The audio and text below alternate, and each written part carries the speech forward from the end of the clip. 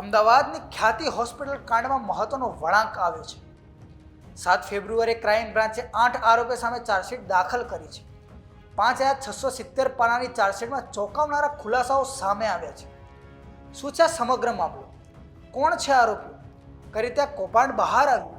તેની વિગતે વાત કરીએ આ વિડીયોમાં। નમસ્કાર, આપ જોઈ રહ્યા છો વાઇબ્સ ઓફ ઇન્ડિયા અને મારું નામ છે અફનાન। ખ્યાતિ કેસમાં અત્યાર સુધીમાં 9 આરોપીઓની ધરપકડ કરવામાં આવી છે, જેમાં 8 આરોપીઓ સામે નવરંગપુરામાં આવેલી અમદાવાદ ગ્રામ્ય કોર્ટમાં ચાર્જશીટ કરવામાં આવી છે। 5670 પાનાની ચાર્જશીટમાં ખ્યાતિ હોસ્પિટલના સીઈઓ ચિરાગ રાજપૂત, રાહુલ જૈન, ડૉક્ટર પ્રશાંત વજીરાણી, ડિરેક્ટર રાજસિંહ કોઠારી, ડૉક્ટર સંજય પટોલિયા, મિલિંદ પટેલ, પ્રતિક ભટ્ટ, પંકિલ પટેલ પર આરોપ લગાવવામાં આવે છે।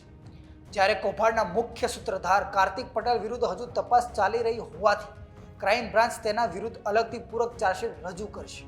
ખ્યાતિ હોસ્પિટલના મુખ્ય આરોપી કાર્તિક પટેલને 17 જાન્યુઆરીના મોડી રાત્રે અમદાવાદ એરપોર્ટ પરથી ધરપકડ કરવામાં આવી હતી। 10 નવેમ્બર 2024 અમદાવાદની ખ્યાતિ હોસ્પિટલે કડીના બોરીસણા ગામે આરોગ્ય કેમ્પ યોજવામાં આવ્યો હતો। કેમ્પમાં 20 જેટલા દર્દીઓના ચકાસણી બાદ તેમને અમદાવાદ ખ્યાતિ હોસ્પિટલ લવાયા અને ત્યાં તેમની એન્જિયોગ્રાફી કરાઈ, પરંતુ પીએમ જય યોજના હેઠળ બિલ પાસ કરાવવા દર્દી અને તેમના પરિવારજનોને જાણ કર્યા વિના 19 દર્દીઓને સ્ટેન્ટ મૂકી દેવામાં આવ્યા અને 7 દર્દીઓની એન્જિયોપ્લાસ્ટી પણ કરી દેવામાં આવી। એન્જિયોપ્લાસ્ટી કરાયેલા 7 દર્દીઓમાં 2 દર્દીઓને જીવ ગુમાવ્યા, જ્યારે 5ને આઈસીયુમાં દાખલ કરવાની નોબત આવી। આ ઘટનાને પગલે મૃતકોના પરિવારજનોએ ભારે આક્રોશ વ્યક્ત કર્યો અને પોલીસ ફરિયાદ નોંધાવી। પોલીસ તપાસ બાદ અમદાવાદ ક્રાઇમ બ્રાન્ચે આ સમગ્ર મામલાની તપાસ હાથ ધરી અને અત્યાર સુધી 9 આરોપીની ધરપકડ કરી છે।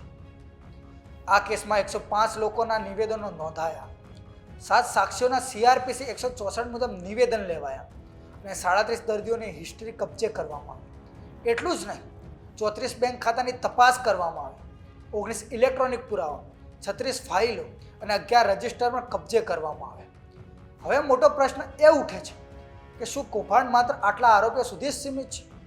શું દર્દીઓના જીવ સાથે રમનારા અન્ય લોકો સામે પણ કાર્યવાહી થશે? અને શું ભવિષ્યમાં આવા કૌભાંડ પર અંકુશ મુકાશે?